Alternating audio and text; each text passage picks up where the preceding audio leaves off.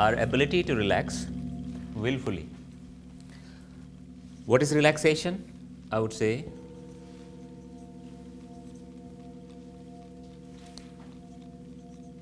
rhythm. Rhythm means discipline.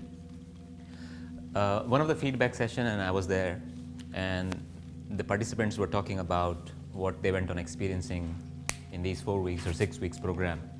And one of the girl, she says, Roshan, it seemed to me less of a TTC and more of a summer camp. And I just looked right and left, not with my physical head, but my mental head looked right and left. Is it a compliment? or what? I was confused with that statement. And she went on talking about it, and she says, I came here with the idea that I'm going to a yoga school and I will come back with more discipline in my life. But it seems like the discipline part was missing. And I said, yes, for sure. Because we tried. It's 10 years journey. We tried. And I still remember those days when people used to sit, and this is 1 hour session, lunchtime, and we said, okay, because yoga talks about having the meals peacefully without talking, without even having the eye contact to the person sitting next to you. You just have the eye contact with what you are eating and appreciate what you are eating, because then only you're going to have the maximum nourishment. So we said, okay. So here comes the institution trying to create some discipline to the people. So before, I still remember that they used to come to the lunch area or dining area, and they stay there for, like, if it is 1 to 2, they stay there after 2, just talking to each other. We said, okay, this is a silent area now, 1 to 2. Nobody's allowed to talk here. You just need to have your meal. Look what happened the next day. People, they just took their meal in 10 minutes and ran from that place. Before, they used to use the space to sit there for at least 1.5 hours, 2 hours to talk to each other. But now, just because it says that it's a silent area, they don't want to be in the silent area anymore. Because the thing is, a human being in the name of an institution making some rules and regulation. And who's going to come under a rules and regulation? Human being, intelligent enough actually. We are intelligent enough to break the rules and regulations. Doesn't matter how strict rule you make, we know how to sneak out of those things. I still know that there are some people, it has been told, and you have already signed it, that after 9 or 9:30 or 10, you're not allowed to go outside. But people, they stay outside, and then they come at 11, 11:30, 12, and they jump the, like I was in one of the room and I was reading my book, and some sound was coming from outside. It's like, what was happening? So one person was kind of, then there was a person who was inside the campus, and this person went to those, am I telling you the way to come inside Krishna Garden?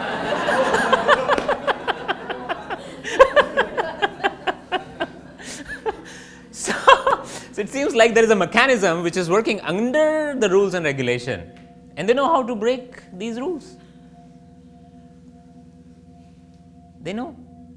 So the thing is, discipline is something which we can't impose from outside. It's not the responsibility of an institution.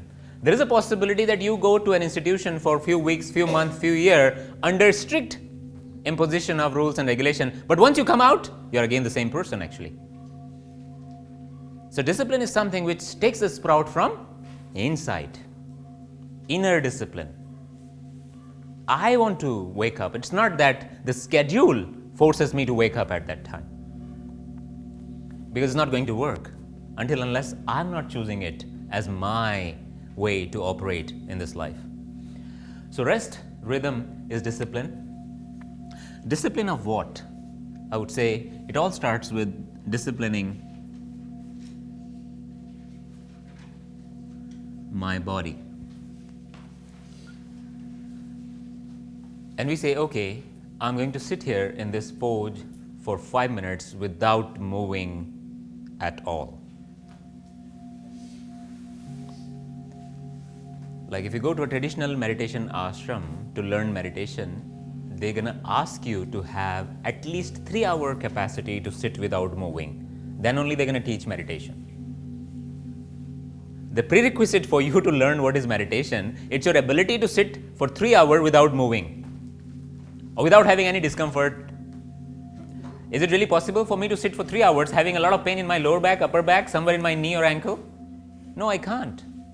So that means prerequisite to that is my ability to have my hips open enough, flexible enough, so I can sit for 3 hours without having any discomfort in my body. And because of that, asana comes before pranayama. And pranayama comes before dhyan or meditation. So disciplining the body. So I start, okay, I'll sit here for 5 minutes without moving. If not 5, 4 minutes, 3 minutes, 2 minutes, whatever is feasible, and then you grow slowly and gradually. If you force yourself to sit for half an hour, it's going to be a big conflict within you because your body wants to run away. Now think of this classroom. This classroom or this area is recognized by your own body as a torture room.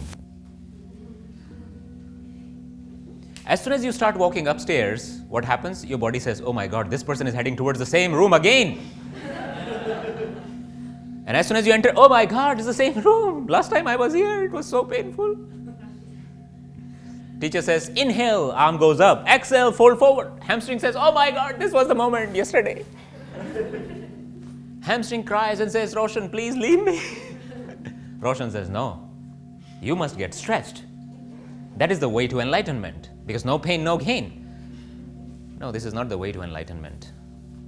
This is foolish, actually. So body needs to get trained peacefully.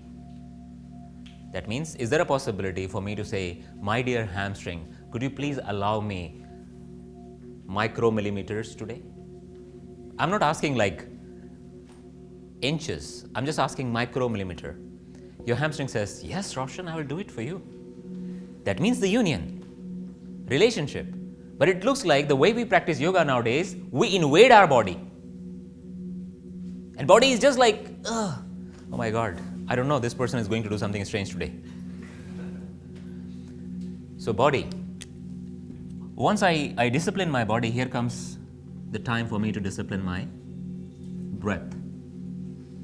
Here comes the time for me to discipline my breath. And then slowly and gradually we approach the discipline to mind. Only a disciplined mind experiences the sense of satisfaction, absolute satisfaction. Only a disciplined mind. But anytime you think of training your body, is it just the body you're training?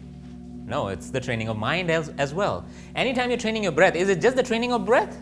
No, it's the training of mind. So ultimately, everything is a training of mind. But it seems like if you try and train your mind straight away, it's too far from our reach. So we start from where we can reach easily, and that's our body.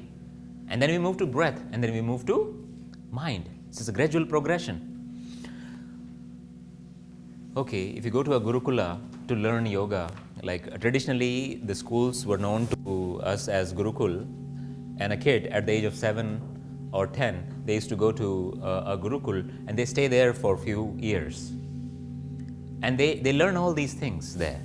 And they say in Gurukula, with the Guru, with the master, it requires minimum 12 years for you to make this journey complete. 12 years of duration is needed for you to get perfect in your Hatha Yoga practices. That means now you're ready to meditate. You have trained the postural alignment, so it's natural. It's not that you need to force it. It's natural. Breath is naturally slow, rhythmic and diaphragmatic, and your mind is receptive enough because you know how to use your frontal cortex at will. You know how to regulate your brainwave, you know how to regulate your breath rate, you know how to regulate all these things. And now you're ready as an organism because you have studied what? The manual of this.